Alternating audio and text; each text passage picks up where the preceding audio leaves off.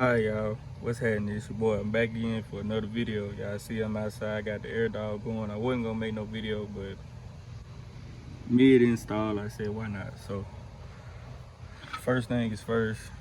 See, I got the spaceship plate locked in. I got the pump itself locked in. See what I'm talking about? They got a part on here that shows you where it says engine to make sure they go towards your engine side.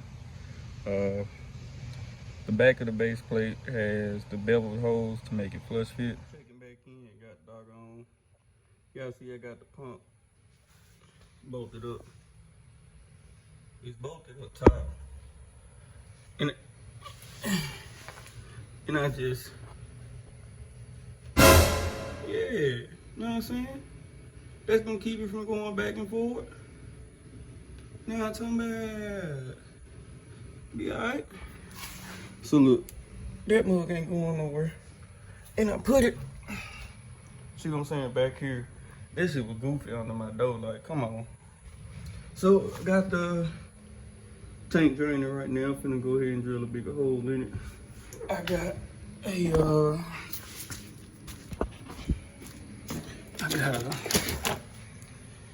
Beans diesel sump I'm gonna put on it. And right now I'm finna run my wiring. I was looking for this, it's like a gray connector. They say it's behind the fuel filter, what you call it. And I believe it's that one right there. If y'all can see it. I think that one it. I don't see nothing else that's gray behind the fuel filter. Do y'all? So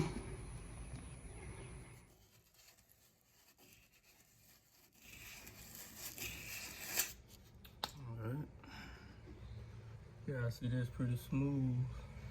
So the O-ring can sit real good, seat real good, I'm sorry. I went through here on the inside as well. It's pretty smooth, it'll be good to go. As y'all can see, I got it right behind my stock pump. So we'll go ahead, get it mounted up, get the fuse on for him. Quick connect to the AirDog. I got the quick connect feed.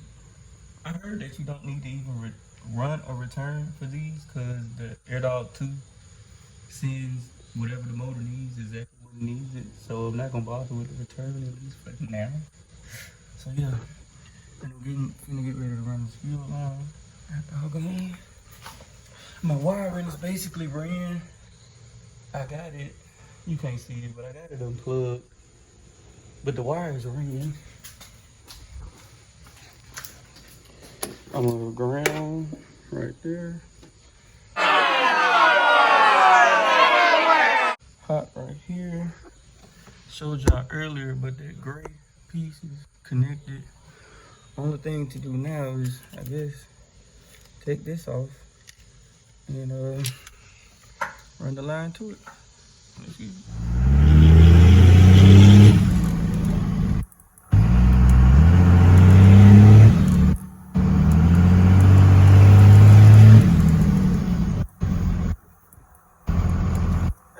Some type of limp mode, don't you think?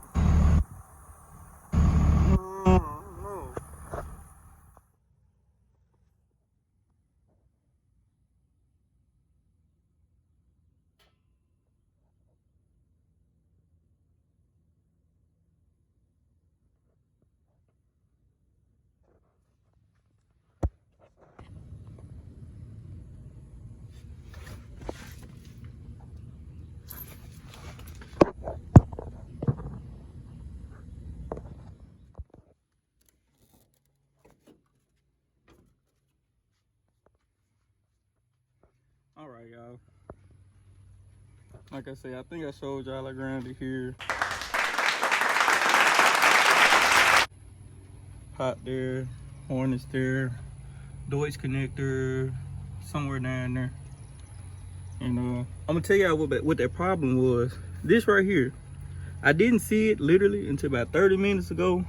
Somehow I was working and I ripped this out But I put it back in, and now the truck run good, run excellent. So, you know, if you come to the problem like I did, check that. Cause I was pretty sure I installed it correctly and stuff, you know. So,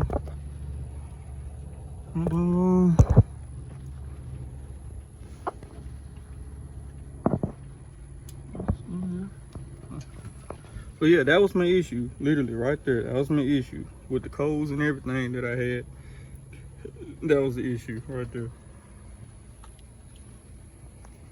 Alright guys, your boy, hey, I'm checking in, got doggone guys. See the AirDog install went pretty good. So look, got doggone. So I installed it doggone Saturday. And then when I took it for a test run and through the engine code, then I ran the codes. I said, doggone. So I was trying to figure out what, you know what I'm talking about? Like I retraced my steps, all that good stuff. I'm trying to figure out what's going on. But then come to find out today,